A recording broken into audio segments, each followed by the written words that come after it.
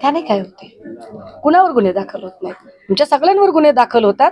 सत्ताधाऱ्यांना असं वाटतंय की खोटे गुन्हे दाखल करून केसेस करून ते आमचा आवाज दाबू शकतात. मात्र ते प्रचंड भ्रमात आहेत, गैरसमजात आहेत. त्यांना हे माहीत नाहीये की सगळेच लोक सत्ता लोलूप नसतात. सगळेच लोक पैसा, खोके, गद्दारी, विश्वासघात या शब्दांनी पछाडलेले नसतात. काही आमच्यासारखे निष्ठावानही असतात जे विचारधारेशी बांधील आहेत. बांधील आहोत म्हणून तर मातृतीर्थावर आलो ना, नाही तर आम्ही कुठेतरी चमचमाट करत कुठेतरी सरकारच्या समोर आमचं चमकोगिरीचं आंदोलन दाखवलं असतं. आम्ही तसं नाही करत आहोत. आमची बांधिलकी आम्ही मा जिजाऊंच्या, मा सावित्रीच्या, मा रमाईच्या, अहिल्यादेवी होळकरांच्या, तारा राणींच्या आम्ही लेकी आहोत म्हणून आम्ही इथं आहोत. ताई, खासदार संजय राऊत हे जे आहेत, तुम्हाला काय शंका वाटते? एक लक्षात घ्या, वंचित बहुजन आघाडी हा महत्वाचा घटक आहे. शिवसेनेची युती झालेली आहे आणि त्यामुळे ते आमच्या सोबत सन्मानाने आहेत. आम्ही त्यांना आपलं मानतो आणि मागच्याही बैठकीत राऊत साहेबांनी सांगितलेलं आहे की 30 तारखेच्या बैठकीत ते आमच्या सोबत असतील. परंतु आज ते अकोला जिल्ह्याच्या दौऱ्यावर आहेत, ते मीटिंगला उपस्थित राहणार नसतील. असू शकेल. मग एखादा माणूस जर काही कारणाने जर दौऱ्यावर असेल तर याचा अर्थ लगेच बेबनाव आहे असं काही कारण म्हणजे अर्थ काढण्याचं कारण नाही ना. महात्मा गांधी, मला असं वाटतं की जे प्रश्न माझ्या पातळीचे आहेत त्याची उत्तरं मी निश्चितपणे बैजवार देईन. जो प्रश्न माझ्या पक्षश्रेष्ठींच्या पातळीचा आहे त्यावर मी उत्तर देणं संयुक्तिक नसेल. जागा वाटपाच्या फेऱ्या चालू आहेत. आज अजून एक दुसरी महत्वाची बैठक होते आणि आजच्या बैठकीत अजून काही चर्चा होईल आणि जागा कुणाच्या किती असतील यावरची अधिकृत घोषणा करणे हे सर्वस्वी पक्षश्रेष्ठींचा अधिकार आहे. त्यामुळे मी त्यावर भाष्य करणे उचित. नारायण राणे यांना मराठा समाजावर बोलण्याचा अजिबात नैतिक अधिकार नाही आणि त्यांना शिवछत्रपतींची अस्मिता वगैरे सुद्धा उच्चारण्याचा अधिकार नाही. शिवछत्रपतींची अस्मिता जर नारायण राणेंकडे असती तर भगतसिंग कोश्यारी ज्या वेळेला छत्रपतींच्या अवमानकारक बोलत होते तेव्हा त्याच्या विरोधात त्यांनी स्टँड घेतला असता. त्यांना ओबीसींवरही बोलण्याचा अधिकार नाही, कारण ओबीसींबद्दल गेल्या 9 महिन्यात त्यांनी एकही भूमिका घेतली नाही. आत्ताची नारायण राणेंची जी स्टंटबाजी चालू आहे ती फक्त आणि फक्त राज्यसभेची कारकीर्द संपत आलेली आहे. त्यामुळे भाजपावर एक प्रेशर क्रिएट करणं आणि राज्यसभेचं कंटिन्युएशन मिळवणं यासाठीची चाललेली धडपड आहे, याच्या पलीकडे काही नाही. कर्मचारी गेले ते संरक्षणासाठी त्यांना जात विचारण्यात आली, त्यांनी त्या ठिकाणी फोन लावले. जात विचारणं योग्य आहे? हे फार वाईट आहे की काल मीही बघितलं की माझ्या माहितीप्रमाणे, माझ्या आकलनाप्रमाणे जात जन्माने मिळते, परंतु सध्या जे काही चालू आहे 100 रुपयाचा फॉर्म भरून जात लावायची असं काहीतरी ते जे चाललेलं आहे ते काही पटत नाहीये. आणि जात विचारणे हा निश्चितपणे जर कायद्याने गुन्हा असेल, मध्ये कुणीतरी एक अतिशय अर्धवट कुणीतरी स्वतःला अभिनय क्षेत्रातली म्हणवणारी कुणीतरी फार अर्धवट मुलगी होती, ती पण असं काहीतरी बोलत होती. पण या सगळ्याच गोष्टी चुकीच्या आहेत. असो, मला असं वाटतं या सगळ्या प्रश्नांमध्ये पत्रकारांनी एखादा प्रश्न तरी लोकाभिमुख विचारावा. लोकांचे प्रश्न काय आहेत त्यावर बोलावं. हा काय बोलला, तो काय बोलला यापेक्षा आणि नुसतेच प्रतिक्रियावादी होण्यापेक्षा आम्ही काय कृती कार्यक्रम घेऊन येणार आहोत यावर चर्चा झाली तर मला जास्त आवडेल. शिवसेनेच्या प्रवक्त्या आहेत ज्योती वाघमारे यांनी केली आहे. अशा काही लोकांवरती आपण बोलू नये. महाविकास आघाडीची दावा सांगणारे का? म्हणजे आमचीच जागा आहे ती. विधानसभेची जागा आमची आहे, लोकसभेची जागा आमची आहे. आमचे नरेंद्र खेडेकरजी इथे दिवस रात्र मेहनत घेत आहेत. तुम्हाला शंका का वाटते? काँग्रेस आग्रही असल्याचं बोललं जातं. आग्रही हे बघा, महाविकास आघाडी म्हणून सगळे आग्रही असतील, पण उमेदवार ज्या वेळेला दिला जाईल त्यावेळेला तो उमेदवार महाविकास आघाडीचा उमेदवार म्हणूनच सगळे प्रचार करतील. पण बुलढाण्याची जागा ही पारंपरिक शिवसेनेचा मतदारसंघ आहे आणि तो शिवसेनेकडेच राहणार आहे. निश्चिंत राहा. उमेदवार कोण असणार? च्या पातळीचे आहेत त्याची उत्तरं मी नाही दिली पाहिजे. प्रकाश आंबेडकरांनी या ठिकाणी ऑफर दिली एकनाथ शिंदेना की उद्धव ठाकरे सोबत आहेत, तुम्ही पण सोबत आहे, असं पाहतो. ते ठीक आहे ना, त्यांनी ऑफर दिली, चांगली गोष्ट आहे. आपल्या पिस्तुलातून गोळ्या झाडल्या त्याने झाली नाही असा खळबळजनक दावा जो आहे हा रणजित सावरकर यांनी आपल्या पुस्तकातून केलाय. आपण कसं पाहतो? नाही, आता काही माहितीये का, या सगळ्या याच्यावरती मला असं वाटतं की ज्या अत्यंत निरर्थक गोष्टी आहेत त्याही पेक्षा सध्या माझ्या समोरचे बर्निंग इश्यूज काय ते जास्त महत्वाचे आहेत. इथे जर मी आता विदर्भामध्ये आहे तर इथल्या सोयाबीनच्या शेतकऱ्याचे काय हाल आहेत, कापूस शेतकऱ्याचे काय हाल आहेत, इथे पीक विमा मिळालेला आहे का, शेतकऱ्यांच्या प्रश्नामध्ये त्यांच्या पीक कर्जाचं काय झालेलं आहे, नोकर भरतीचं काय झालं, कंत्राट भरतीचं काय झालं, पेन्शनर योजनेचं काय झालं, एवढे सगळे प्रश्न माझ्यासोबत असताना त्या प्रश्नांचं थैमान असताना इतिहासातला कुठला तरी मुद्दा जाणीवपूर्वक दोन समाजात, दोन जातीत, दोन धर्मात तेढ निर्माण करणारा तो घेऊन मला अजिबात राजकारण करायचं नाही.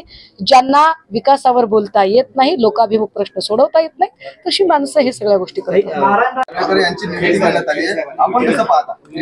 नाही, याच्यावर आम्ही आधीच बोललेलो आहोत की पक्षांतर बंदी कायदा करणे म्हणजे एका अर्थाने म्हणजे त्या कायद्याच्या समितीचा अध्यक्ष नार्वेकरांना करणे म्हणजे गुन्हेगारालाच न्यायाधीश करण्यासारखे आहे.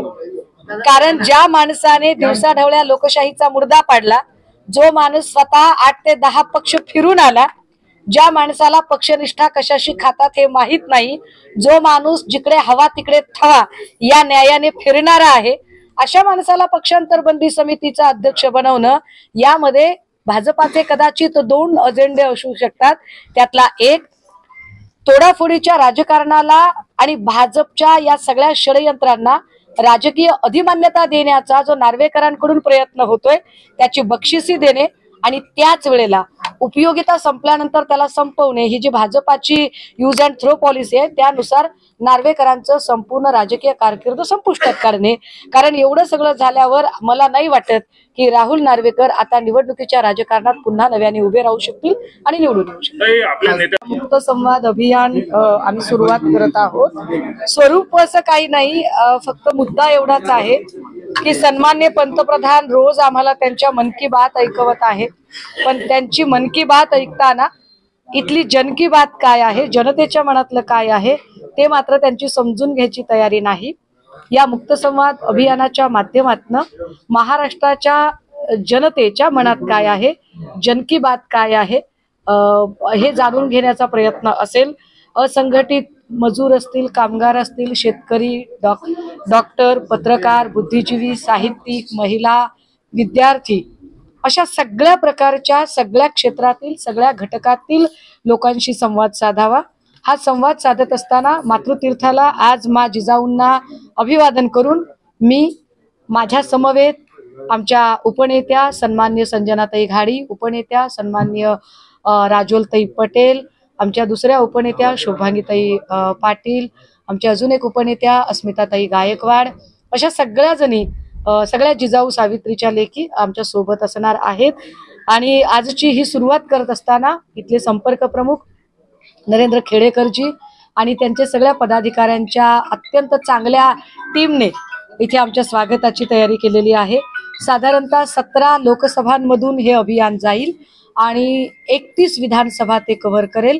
जिल्ह्यांच्या भाषेमध्ये सांगायचं झालं तर तब्बल 18 जिल्ह्यांमधून हा मुक्त संवाद होईल आणि यामध्ये 1138 जिल्हा परिषद सर्कलची गावे आम्हाला जोडता येतील. 70 लाख लोकांपर्यंत पोहोचण्याचा हा महासंकल्प असेल आणि यामध्ये साधारणतः आम्ही 830 किलोमीटरचा पायी प्रवास असेल. कुठल्याही लक्झरी सुविधा न घेता आम्ही आमच्या टेंटमध्ये राहावं आणि आम्ही आमचं अन्न खावं आणि लोकांशी बोलावं, लोकांचे प्रश्न समजून घ्यावेत यासाठी म्हणून. आणि महत्वाचं, ज्या स्वायत्त यंत्रणांचा गैरवापर करत ईडी, सीबीआय, इलेक्शन कमिशन ला हाताशी धरून ज्या पद्धतीने विरोधकांची मुस्करदाबी करण्याचा प्रयत्न चालू आहे, तर ही दडपशाही आणि सत्ताधाऱ्यांची मुजोरशाही हे लोकांपर्यंत नेऊन पोहोचवणं हाही एक उद्देश असेल. संदीप राऊतांवर पण ईडीची झाली, किशोरी पेडणेकर ह्या ईडीच्या कार्यालयात आहे, काय सांगाल आपण? त्याने काय होतंय, मेडल आहेत आमचे, ज्या अर्थी फक्त याच लोकांवरती ईडी येते त्याचा अर्थ असा आहे की निष्ठावान लोकांना जाणीवपूर्वक त्रास दिला जातो. कारण ह्या ज्या लोकांवर म्हणजे सुरेश चव्हाण असतील, संदीप राऊत असतील, किशोरीताई पेडणेकर असतील किंवा काल परवाचे वायकर साहेबांची चौकशी असेल, ही सगळीच माणसं ज्या पद्धतीने यांच्या चौकशा होत आहेत, आमची सत्ता असताना ज्या लोकांवर आरोप होते ती लोक आता भाजपच्या सोबत आहेत आणि भाजपच्या सोबत असणारी म्हणजे ज्यांच्यावर आरोप नव्हते त्यांना आता पुन्हा आरोप केले जात आहेत, म्हणजे त्यांना सोबत घेण्याचा.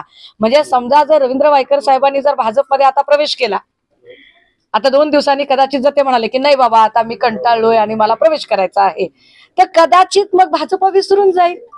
म्हणजे तू मेरी नहीं हो सकती तो किसी और की नहीं हो सकती, ही जी डर पिक्चरची व्याख्या असते तसं काहीतरी भाजपचं चाललंय की आलात तर आमच्या सोबत, नाही तर कुठल्याच पक्षाचं राजकारण आम्ही उभं राहू देणार नाही. आणि या पद्धतीने ते घाणेरडं राजकारण करतात. त्यामुळे हिसाब तो देना पडेगा. असं म्हणणाऱ्या किरीट सोमय्या यांनी आधीच्या ज्या ईडीचे आरोप केले त्याचा हिसाब आधी द्यावा आणि नंतर काय म्हणतात त्याला नाकाने वांगे सोलावेत.